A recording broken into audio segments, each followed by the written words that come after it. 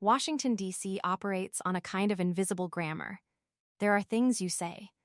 There are things you imply. There are things everyone knows, but nobody puts on the record, because putting something on the record has consequences. And consequences make people uncomfortable, and discomfort is the one thing that the machinery of official power works hardest to avoid. Congressional hearings, for all their drama, often follow this same grammar. People perform questions. Witnesses perform answers. The cameras roll. The transcripts get filed. And very little actually changes. But every so often, not often enough, but every so often, someone walks into one of those rooms who did not get the memo about performing.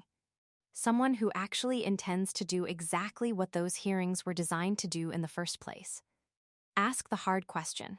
Follow the uncomfortable thread. Build the case that makes the room sit up straight. Jasmine Crockett is that kind of someone. And on the day this hearing unfolded, the subject sitting at the center of the room, even though he was not physically present, was Elon Musk. To understand what made this moment so electric, you need to understand the months of tension that had been building up to it. For a long stretch of time leading into this hearing, Elon Musk had not been operating as a spectator to American government. He had been operating as something far closer to a participant. Through his association with an initiative known informally as the Department of Government Efficiency, a name that sounds bureaucratic and boring until you examine what it actually meant in practice, Musk had been given access to federal systems, federal personnel, and federal decision-making processes at a level that would be extraordinary even for a confirmed cabinet member. And here is the thing that made ordinary Americans' heads spin when they started looking into it. He had not been confirmed by the Senate. He had not divested from his companies. He had not gone through the standard ethics review that applies to essentially every other person who operates inside the executive branch of the federal government. SpaceX was holding contracts with NASA worth extraordinary sums. Starlink had agreements woven through multiple government agencies. Tesla touched federal energy policy. And the same man connected to all of those financial relationships was simultaneously inside the government advising on where to cut spending, which programs to reduce, and which federal workers to let go. If you drew that diagram on a whiteboard for someone who knew nothing about politics and just asked them to look at it fresh, they would immediately say, "Wait, is that allowed? Is that normal? Does anyone else see a problem here?" The answer, increasingly, was yes. Lots of people saw the problem. What they were waiting for was someone to articulate it clearly, in public, on the record, in a room where it had to be acknowledged.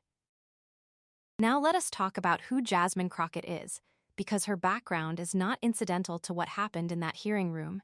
It is the whole explanation for it. Before she was a congresswoman, she was a defense attorney in Dallas, Texas.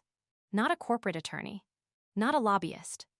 A defense attorney, the kind of lawyer who sits across from the full weight of the state and says, "Prove it. Show me the evidence. Walk me through the chain of reasoning." The kind of lawyer who understands that power, when it is not forced to explain itself, tends to expand in whatever direction is most convenient for the people who hold it. She won her congressional seat in 2022, representing Texas's 30th district, and moved quickly onto the House Oversight Committee, which is precisely the committee designed for exactly this kind of moment. Oversight is not a glamorous assignment. It does not generate the kind of headlines that foreign policy does, or the kind of fundraising energy that tax legislation does. But it is where the actual work of democratic accountability happens. It is where someone is supposed to ask the questions that hold power honest.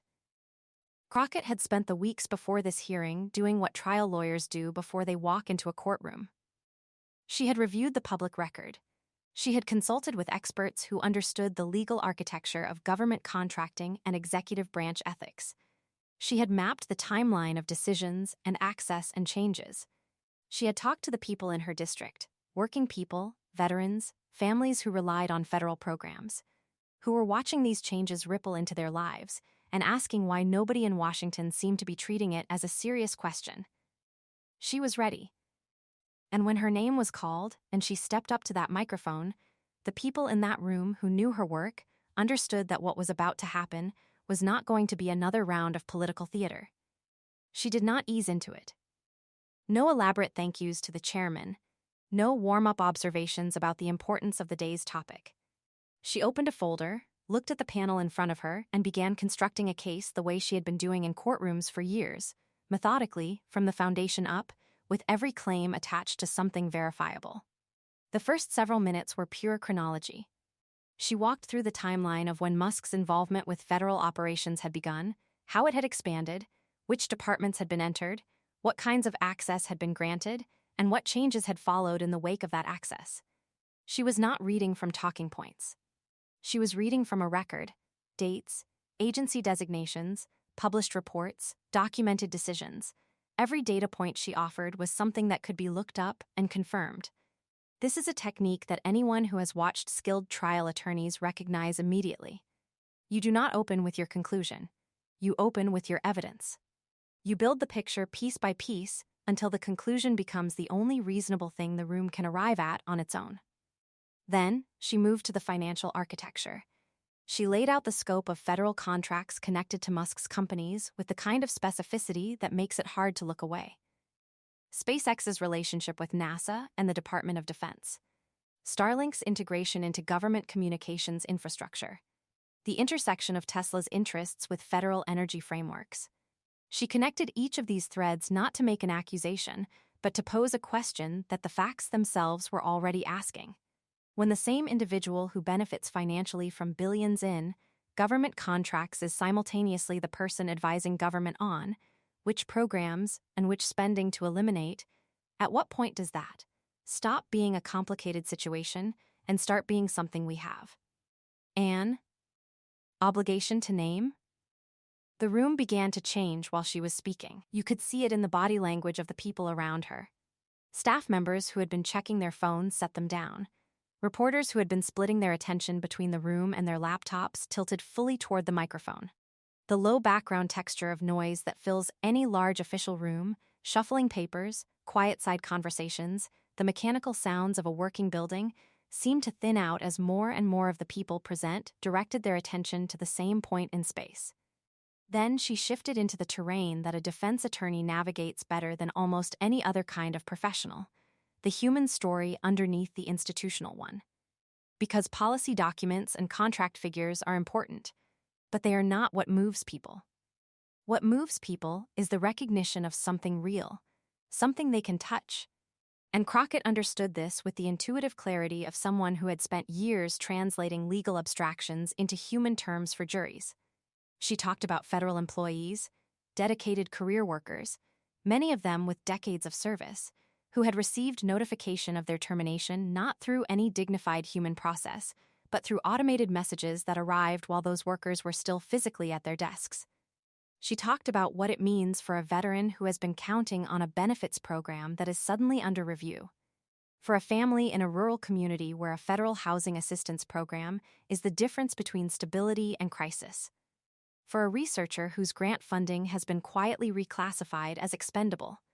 She was doing something that seems simple, but is actually quite rare in official Washington settings. She was insisting that the people affected by these decisions be present in the conversation, even when they were not in the room. She was refusing to let the discussion remain at the altitude where the actual human consequences disappear from view. And then she said something that stopped the room completely. She noted that the framework of accountability that applies to virtually every other person who exercises influence over the federal government, the ethics disclosures, the Senate confirmation process, the conflict of interest requirements, the obligation to appear before committees and answer questions, none of these frameworks had been applied to the situation being discussed. And she asked why. Not rhetorically. Not as a performance. She asked as someone who genuinely wanted the answer on the record, knowing that if there was no good answer, the absence of one was itself enormously informative. And then came the moment. She closed the folder. This is the detail that people in that room kept coming back to afterward. She had been working from notes, from a documented and carefully prepared record, and then she set it aside. What came next was not the prepared portion of her presentation. What came next was something she said from a place that was not a document. It was a conviction. She looked up from the table in front of her, and she spoke to the room as a whole, not to the panel, not to the cameras, not to any particular person, but to the idea of the audience itself. to everyone who might one day hear these words. What she said was something like this, and the precise words are less important than the weight of what they carried. The man at the center of this conversation was not elected. He cannot be voted out of the position he currently occupies. He does not sit before committees and answer questions. He does not submit to the oversight that the rest of us accept as the basic condition of operating inside a democratic government. And yet right now, at this particular moment in American history, the decisions being shaped by his presence inside this government are reaching further into the lives of ordinary Americans than the decisions of most people who actually stood for election and won. She paused, and then she said the part that nobody in the room had a response to. She said, and I am paraphrasing because the truth of it needs to land whole, that if we as a country have arrived at a place where we cannot agree that elected officials should carry more weight in the governance of this country than unelected billionaires, then we need to have an honest conversation about what exactly we mean when we say we live in a democracy. Because democracy is not just a word. It is a set of structures. It is a set of accountabilities. It is a promise that the people who hold power over your life are, at some fundamental level, answerable to you. The moment that promise gets quietly set aside for someone who is powerful enough that the rules feel awkward to apply, that is not a technicality. That is the thing itself beginning to break. The silence that came after was not empty. It was the kind of silence that a room produces when something true has been said, and everyone in the room knows it, and the normal reflexes of deflection and pivot and counter-messaging have not yet had time to kick in. It lasted only seconds, but those seconds were real. Then applause came from the gallery. The chairman reached for order. But the moment had already moved past the room. The clips were already being cut. The feeds were already carrying it outward. Within an hour it was everywhere, shared, reshared, watched, and watched again by people who did not care about congressional procedure but who recognized, in those final words, something they had been waiting to hear someone say. Musk responded on social media, quickly, as he typically does. The response was brief and dismissive, and did not engage with a single specific claim that Crockett had made. It did not challenge her numbers. It did not offer an alternative interpretation of the timeline. It did not address the conflict of interest framework she had laid out. It offered a gesture of contempt and moved on. But here is what experienced watchers of these situations understand. When someone builds a careful, evidence-based, publicly documented case, and the response is a one-line social media post that ignores all of it, the absence of a substantive response is itself a form of answer. You do not ignore what you can defeat. You ignore what you cannot. In the days that followed, the conversation expanded in the way that significant moments tend to do. Constitutional law scholars and government ethics experts began appearing in interviews to note that Crockett had raised questions that were not partisan in their essence. They were structural. The frameworks that govern how private individuals interact with executive branch power were built for a different era and a different scale of entanglement. The question of how to close the gaps in those frameworks is not a Democratic question or a Republican question. It is a question about whether the institutions of American democracy are capable of adapting to circumstances their designers could not have anticipated. Members of Congress from across the aisle weighed in, some supportive, some defensive. But even the defensive responses had a quality that people noticed. They tended to argue about motivation and framing rather than about the underlying facts. Nobody challenged the contract numbers. Nobody disputed the timeline. Nobody offered an alternative explanation for why the standard accountability structures had not been applied. Crockett's office reported an unusual surge of contacts from constituents, not just from her own district, but from around the country. From people who described themselves as Republicans. From people who said they had stopped paying attention to politics years ago. From people who were not interested in partisan scoring, but who recognized in what she had said something that felt like plain, honest truth delivered without theater or performance. What this moment represents is something worth naming carefully. It is not just a political moment. It is a demonstration of what civic accountability actually looks like when someone takes it seriously enough to do the work. Crockett did not arrive at that microphone with a hot take or a viral soundbite she had workshopped in advance. She arrived with a prepared case, evidence, timeline, human impact, legal framework, and a central question that she was willing to ask clearly and let hang in the air until someone had to acknowledge it. That is what the job is supposed to look like. That is what the oversight function of the legislative branch was designed to produce. Not theater, not partisan combat, not performative outrage for the cameras. Actual questions, grounded in actual evidence, directed at actual power, on the actual record. The questions she raised are not going away. The underlying tensions between private financial interest and public governmental function are going to keep demanding resolution. Other hearings will follow. Other voices will engage. The legal and institutional frameworks will have to evolve, or they will keep failing the test that reality is putting in front of them. But moments like this one matter in a particular way. They set a standard. They show people, not just elected officials, but ordinary people watching from their phones and their living rooms, what it looks like when someone actually does the thing.